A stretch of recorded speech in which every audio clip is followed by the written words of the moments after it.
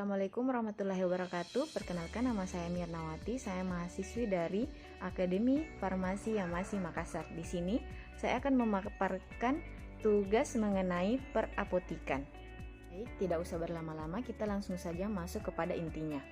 Pertama-tama, apakah itu screening resep? Screening resep merupakan suatu pemeriksaan resep yang pertama kali dilakukan petugas apotik setelah resep diterima. Ada beberapa aspek yang perlu diperhatikan dalam screening resep, yakni kelengkapan administratif, kesesuaian farmatik, dan pertimbangan klinis. Untuk mengetahui lebih lanjut, mari kita bahas satu persatu resep tersebut. Baik, langsung saja kita masuk ke contoh resep pertama. Pertama-tama, uraian resep. Resep yang lengkap harus memuat hal-hal sebagai berikut. Pertama, nama, alamat, nomor telepon, nomor izin praktek dokter harus tertera. Seperti yang kita lihat, nama dokter, nomor teleponnya tertera. Tempat dan tanggal penulisan resep atau inskripsio tertera. Tanda resep pada bagian kiri penulisan resep atau invokasio tertera. Nama obat atau komposisi resep yang sering disebut dengan preskripsio tertera, yaitu resep racik pertama terdiri dari amoxicillin 2 tablet, resep racik kedua terdiri dari GG atau glyceryl guaicolat 3 tablet, dexamethasone 0,5 mg 1 tablet, cetirizine 10 mg setengah tablet, vitamin B-kom 3 tablet, vitamin C 3 tablet. Petunjuk pemakaian atau signatura tertera. Resep pertama 3 kali sehari 1 bungkus, resep kedua 3 kali sehari 1 bungkus. Tanda tangan atau paraf dokter atau subskripsio tertera, nama pasien tertera, umur tidak tercantum, alamat tercantum. Selanjutnya itu perhitungan dosis. Berdasarkan resep racik pertama yaitu amoxicillin, dosis sekali pakai yaitu 2 tablet dikali 500 mg. 500 mg adalah miligram yang tersedia dibagi 9 bungkus. Kenapa dibagi 9 bungkus? Karena resep tersebut tidak menggunakan DTD atau detalis dosis. Hasilnya yaitu 111,1 mg per bungkusnya. Dosis sehari yaitu 3 kali 111,1 mg sama dengan 333,3 mg. Untuk resep racik kedua, guaifenesin, dosis sekali pakai yaitu 3 tablet dikali 100 mg. 100 mg adalah dosis yang tersedia dibagi 9 bungkus sama dengan 33,3 mg. Dosis sehari yaitu 3 kali 33,3 mg sama dengan 99,9 mg. Untuk dexamethasone, dosis sekali pakai yaitu 1 tablet dikali 0,5. Karena 0,5 dosis yang tersedia dibagi 9 bungkus sama dengan 0,05 mg. Untuk dosis sehari 3 kali 0,05 mg sama dengan 0,15 mg. Untuk cetirizine, dosis sekali pakainya yaitu 1/2 tablet dikali 10 mg. 10 mg adalah dosis yang tersedia dibagi 9 bungkus yaitu 0,5 mg. Untuk seharinya 3 kali 0,5 mg sama dengan 1,5 mg.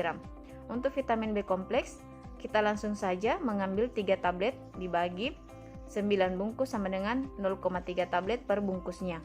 Untuk vitamin C, dosis sekali pakai yaitu 3 tablet dikali 50 mg. 50 mg adalah dosis yang tersedia dibagi 9 bungkus sama dengan 16,6 mg. Untuk sehari yaitu 3 kali 16,6 mg sama dengan 49,8 mg. Selanjutnya itu perhitungan harga. Amoxicillin sama dengan 2 tablet dikali Rp500 sama dengan Rp1.000. Guaifenesin 3 tablet dikali Rp300 sama dengan Rp900. Dexamethasone 1 tablet dikali Rp300 sama dengan Rp900. Cetirizine 1/2 tablet dikali Rp600 sama dengan Rp300. Vitamin B-kom 3 tablet dikali Rp400 sama dengan Rp1.200. Vitamin C 3 tablet dikali Rp400 sama dengan Rp1.200. Total keseluruhan yaitu Rp5.500. Untuk biaya kertas puyer 2 dikali 9 bungkus, karena 9 bungkus yang diminta, dikali Rp50 sama dengan Rp900. Biaya racik atau uang R, karena dua obat raciknya yaitu kita kali 2 kan, 2 dikali Rp2.000 sama dengan Rp4.000. Total yang harus dibayar yaitu Rp10.400. Sekarang kita masuk ke uraian bahan. Pertama yaitu amoksisilin. Nama resmi dari amoksisilin yaitu amoksisilin, nama lainnya amoksicilin. Rumus bangun dapat kita lihat pada gambar. Rumus molekulnya yaitu C16H19N3O5S.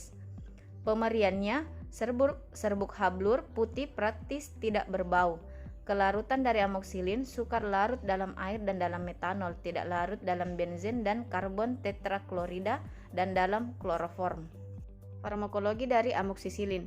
Amoksisilin adalah turunan dari penisilin semisintetik dan stabil dalam suasana asam lambung. Amoksisilin diabsorpsi dengan cepat dan baik pada saluran pencernaan makanan. Tidak tergantung adanya makanan. Amoksisilin terutama diekskresikan dalam bentuk tidak berubah di dalam urin. Ekskresi dihambat saat pemberian bersamaan dengan probenesid, sehingga memperpanjang efek terapi. Amoksisilin aktif terhadap organisme gram positif dan gram negatif. Indikasi dari amoksisilin. Infeksi-infeksi yang disebabkan oleh strain-strain bakteri yang peka. Infeksi kulit dan jaringan lunak yang disebabkan oleh bakteri Staphylococcus bukan penghasil penisilinase, Streptococcus dan Escherichia coli. Infeksi saluran pernapasan yang disebabkan oleh bakteri H. influenza, Streptococcus pneumonia, Streptococcus bukan penghasil penisilinase dan Escherichia coli. Infeksi saluran genitourinary, bakteri yang disebabkan oleh Escherichia coli, P. mirabilis dan Streptococcus faecalis. Penyakit gonore yang disebabkan oleh bakteri Neisseria gonorrhoeae, yaitu bukan penghasil penisilinase. Kontraindikasi dari amoksisilin bisa dilihat pada gambar, yaitu penderita hipersensitif atau mempunyai riwayat hipersensitif terhadap antibiotik beta-laktam seperti penisilin dan cephalosporin. Efek samping yang dapat ditimbulkan yaitu reaksi kepekaan seperti urtikaria, skin rash, dan serum sickness. Gangguan saluran pencernaan seperti mual, muntah, dan diare. Untuk dosisnya, dewasa dan anak-anak dengan berat badan di atas 20 kg yaitu 250 mg sampai 500 mg tiap 8 jam. Untuk anak-anak dengan berat badan di bawah 20 kg yaitu 20 sampai 40 mg per kilogram berat badan sehari dalam dosis bagi tiap 8 jam. Untuk penderita gangguan ginjal perlu dilakukan pengurangan dosis. Anak-anak lebih dari 8 kg sebaiknya diberikan dalam sediaan sirup kering. Untuk penyimpanan, sebaiknya amoksisilin disimpan dalam wadah tertutup rapat pada suhu ruang terkendali. Selanjutnya yaitu uraian bahan dari guaifenesin. Nama resminya yaitu guaifenesin menurut Farmakope Indonesia edisi 6. Nama lainnya yaitu gliseril guaicolat guaifenesin. Rumus bangun dapat kita lihat pada gambar di samping. Rumus molekulnya yaitu C10H11O4. Pemeriannya serbuk hablur, putih sampai agak kelabu, bau khas lemah, rasa pahit. Kelarutannya larut dalam air, etanol, kloroform, dan propilenglikol, agak sukar larut dalam gliserin. Farmakologi dari guaifenesin yaitu guaifenesin bekerja sebagai pengencer dahak dengan meningkatkan hidrasi yang efektif dari kelenjar pernapasan sehingga meningkatkan volume dan mengurangi viskositas atau kekentalan dahak. Indikasinya dapat kita lihat pada gambar di samping, yaitu meredakan batuk berdahak, yaitu sebagai ekspektoran. Kontraindikasinya yaitu penderita yang hipersensitif terhadap guaifenesin. Efek sampingnya yaitu jarang terjadi tetapi bisa menimbulkan mual dan ngantuk. Untuk dosisnya, pada dewasa 2-4 tablet setiap 4 jam, maksimal 24 tablet dalam sehari. Anak umur 6-12 tahun 1-2 tablet tiap 4 jam, maksimal 12 tablet per hari. Anak-anak 2-6 tahun yaitu setengah tablet sampai 1 tablet setiap 4 jam, maksimal 6 tablet sehari atau menurut petunjuk dokter. Untuk penyimpanannya sebaiknya disimpan dalam wadah tertutup rapat. Next, uraian bahan dari dexamethasone. Nama resmi yaitu dexamethasone menurut Farmakope Indonesia edisi 6. Nama lainnya dexamethasone. Rumus bangun dapat kita lihat pada gambar di samping. Rumus molekulnya yaitu C12H29FO5. Pemerian serbuk hablur putih sampai praktis putih, tidak berbau, stabil di udara, melebur pada suhu lebih kurang 250 derajat disertai peruraian. Kelarutannya agak sukar larut dalam aseton, dalam etanol, dalam dioksan, dan dalam metanol, sukar larut dalam kloroform, sangat sukar larut dalam eter, praktis tidak larut dalam air. Untuk farmakologinya, dexamethasone merupakan kortikosteroid golongan adrenoglukokortikoid sintetik dengan aktivitas glukokortikoid serta memiliki efek antiinflamasi dan metabolik. Indikasi dari dexamethasone yaitu sebagai antiinflamasi pada gangguan endokrin, gangguan rematik, penyakit kolagen, dermatologis, keadaan alergi, penyakit mata, penyakit saluran pernafasan, gangguan hematologis, penyakit neoplastik, dan keadaan edema. Kontraindikasi dari dexamethasone yaitu infeksi fungsi sistemik, herpes simplex okuler, penderita yang sensitif terhadap obat tersebut dan komponennya. Efek samping yang dapat ditimbulkan yaitu untuk muskuloskeletal yaitu otot lemas, kehilangan massa otot atau osteoporosis. Untuk saluran pencernaan dapat terjadi tukak lambung. Untuk dermatologi, eritema pada wajah dan keringat bertambah. Pada sistem saraf, vertigo dan sakit kepala. Pada endokrin, menstruasi tidak teratur. Pada metabolisme karbohidrat dan lemak, pemakaian steroid ini pada penderita diabetes dapat menyebabkan meningkatnya gluconeogenesis dan mengurangi sensitivitas oleh insulin, hipokalemia, hipertensi, dan gagal jantung bawaan. Untuk dosis dexamethasone pada dewasa, dosis awal 0,75 sampai 9 mg per hari, 2 sampai 4 kali sehari atau tergantung berat ringannya penyakit. Pada penyakit ringan, dosis di bawah 0,75 mg. Pada penyakit berat, dosis di atas 9 mg. Untuk penyimpanan, sebaiknya disimpan dalam wadah tertutup baik dan terlindung dari cahaya.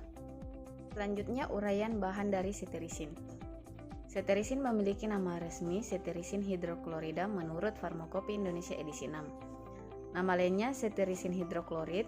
Rumus molekulnya C21H25ClN2O3. Rumus bangunnya dapat kita lihat pada gambar. Pemerian yaitu serbuk berwarna putih atau hampir putih. Kelarutan mudah larut dalam air, praktis tidak larut dalam aseton dan dalam metilin klorida. Farmakologi dari cetirizin HCl mempunyai efek kerja sebagai antihistamin selektif reseptor H1 dengan efek sedatif yang rendah pada dosis aktif dan juga mempunyai sifat anti-alergi. Cetirizin HCl bekerja dengan cara menghambat pelepasan histamin pada fase awal dan mengurangi migrasi sel inflamasi. Indikasi dari cetirizin dapat kita lihat pada gambar yaitu untuk pengobatan venereal rinitis, rinitis alergi yang bersifat musiman, urtikaria idiopatik kronis. Kontraindikasinya dapat kita lihat pada gambar yaitu tidak boleh diberikan pada wanita hamil dan menyusui, bayi dan anak-anak di bawah usia 2 tahun, pasien dengan penyakit ginjal berat, individu yang hipersensitif terhadap cetirizin HCl, pasien yang mengalami idiosinkaris terhadap cetirizin HCl atau hidroksisin. Efek sampingnya dapat kita lihat pada gambar yaitu dapat menimbulkan rasa kantuk, sakit kepala, pusing, agitasi, mulut kering, dan rasa tidak enak pada lambung. Dapat terjadi reaksi hipersensitivitas pada beberapa orang seperti ruam kulit dan angiodema. Untuk dosisnya, dewasa dan anak-anak di atas 12 tahun yaitu sehari 1 tablet. Untuk penyimpanan sebaiknya disimpan dalam wadah tertutup rapat, terlindung dari cahaya dan kelembapan pada suhu ruang. Selanjutnya itu uraian bahan dari vitamin B kompleks. Vitamin B kompleks memiliki nama genetik vitamin B kompleks. Vitamin B kompleks terdiri atas beberapa komposisi yaitu tiap tabletnya mengandung vitamin B1 2 mg, vitamin B2 2 mg, vitamin B6 2 mg, nikotinamid 20 mg, kalsium pantotenat 10 mg. Farmakologinya tidak tertera. indikasinya itu suplementasi vitamin B kompleks, kontraindikasinya tidak tertera, efek samping tidak tertera, dosisnya dewasa 1-3 kali sehari 1 tablet. Untuk penyimpanannya sebaiknya disimpan dalam wadah tertutup baik, terlindung dari cahaya.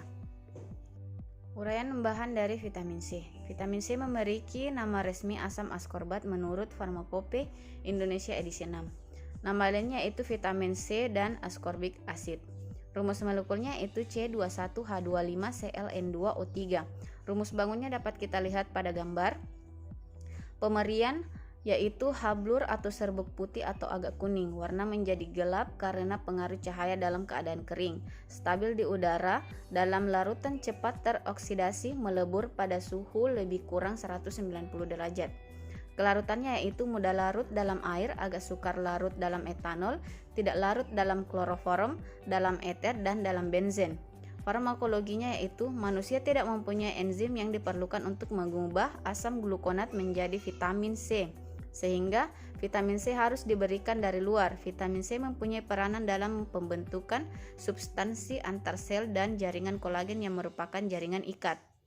Indikasinya itu suplementasi vitamin C, kontraindikasi dan efek samping tidak tertera. Dosisnya itu 1 kali sehari 50 mg sampai 500 mg atau menurut petunjuk dokter. Penyimpanan sebaiknya disimpan dalam wadah tertutup rapat, tidak tembus cahaya. Selanjutnya itu cara pakai dari resep tersebut, yaitu resep racik pertama dan resep racik kedua sama-sama mempunyai aturan pakai 3 kali sehari 1 bungkus. Untuk indikasi umum dari resep tersebut yaitu antibiotik dan obat batuk berdahak kombinasi dengan vitamin. Golongan obat dari resep tersebut adalah golongan obat keras, yaitu obatnya hanya dapat dibeli dengan menggunakan resep dokter. Kesimpulan dari screening resep tersebut yaitu resepnya belum memenuhi dari segi kelengkapan resep karena tidak memiliki umur dan berat badan dari si pasien tersebut. Kedua, resep tersebut sudah rasional dari segi dosis. Baik, sekarang kita akan membahas contoh resep kedua. Pertama-tama yaitu uraian resep. Resep yang lengkap harus memuat hal-hal sebagai berikut. Nama, alamat, nomor telepon, nomor izin praktek dokter harus tertera. Di sini pada resepnya kita lihat bahwa nama dokter, nomor telepon, surat izin praktek, dan alamat dokter praktek tersebut semuanya tertera. Tempat dan tanggal penulisan resep atau inskripsio tertera. Tanda resep pada bagian kiri penulisan resep atau invokasio tertera. Preskripsio atau nama obat atau komposisi resep tersebut tertera, yaitu monuril. Petunjuk pemakaian atau signatura tertera. Tanda tangan paraf dokter atau subskripsio tidak tercantum. Nama pasien tercantum, umur pasien tercantum, alamat pasien tercantum. Kita masuk pada perhitungan dosis. Monuril dosis dewasa yaitu 1 kali sehari 1 saset. 1 sasetnya mengandung 3 gram monuril. Perhitungan harga obat. Monuril yaitu 1 saset dikali 180.500 rupiah sama dengan 180.500 rupiah. Uang resepnya itu 1 kali 2.000 rupiah sama dengan 2.000 rupiah. Total yang harus dibayarkan yaitu 182.500 rupiah. Baik, kita masuk pada uraian bahan. Monuril yang memiliki nama generik fosfomisin trometamol 3 gram, memiliki rumus molekul C3H7O4P, rumus bangun seperti pada gambar di samping. Pemerian dan kelarutan tidak tertera. Farmakologinya yaitu antibiotik yang memiliki efek untuk menghambat sintesis membran sel yang menyebabkan kematian bakteri. Fosfomisin trometamol diserap melalui saluran pencernaan dan terdistribusi dengan jangkauan yang cukup luas, lalu diekskresikan melalui urin. Indikasi dari monuril yaitu terapi infeksi saluran kemih bawah akut tanpa komplikasi, profilaksis atau pencegahan infeksi saluran kemih bawah pada manuver transuretra. Kontraindikasi yaitu tidak boleh diberikan pada pasien gangguan fungsi ginjal dan hipersensitif terhadap fosfomisin. Efek samping yang dapat terjadi yaitu diare, sakit kepala, vaginitis, mual, rinitis, nyeri punggung, nyeri perut, dispepsia, astenia, dan ruam kulit. Dosisnya itu untuk terapi infeksi saluran kemih bawah akut tanpa komplikasi pada wanita di atas 18 tahun yaitu 3 gram sebagai dosis tunggal. Untuk pencegahan infeksi saluran kemih bawah pada manuver transuretra dapat diberikan dosis pertama 3 jam sebelum tindakan dan dosis kedua 24 jam setelah pemberian dosis pertama. Selanjutnya, indikasi umum menurut resep yaitu antibiotik pada infeksi saluran kemih. Golongan obat pada resep tersebut yaitu golongan obat keras atau obat hanya dapat dibeli dengan menggunakan resep dokter. Kesimpulan dari screening resep tersebut belum memenuhi dari segi kelengkapan resep karena tidak mempunyai tanda tangan atau paraf dokter. Resep tersebut sudah rasional dari segi dosis. Sekarang kita masuk ke contoh resep ketiga. Pertama yaitu uraian bahan. Resep yang lengkap harus memuat hal-hal sebagai berikut. Untuk nomor 1, nama dokternya tertera. Untuk nomor 2, surat izin praktek dokter tersebut tertera. Nomor 3, nomor telepon dari dokter tersebut tertera. Nomor 4, yaitu alamat tempat praktek dokter tersebut tertera. Inskripsionya tertera atau alamat dan tanggal resep tersebut dibuat. Invokasio yaitu tanda resep pada bagian kiri resep tersebut tertera. Preskripsio atau nama obat atau komposisi dari resep tersebut tertera yaitu Celebrex 200 mg. Signatura atau tanda pakai aturan pakai pada resep tersebut tertera yaitu 1 kali sehari 1 tablet atau 1 kapsul. Nomor 5, nama dari pasien tersebut tertera. Nomor 6, umur dari pasien tersebut tertera. Yang tidak tercantum dari resep tersebut adalah alamat dari pasien, tanda tangan atau paraf dokter atau subskripsinya tidak tertera. Kita masuk pada perhitungan dosis. Celebrex untuk dosisnya itu sehari 100 mg sampai 200 mg.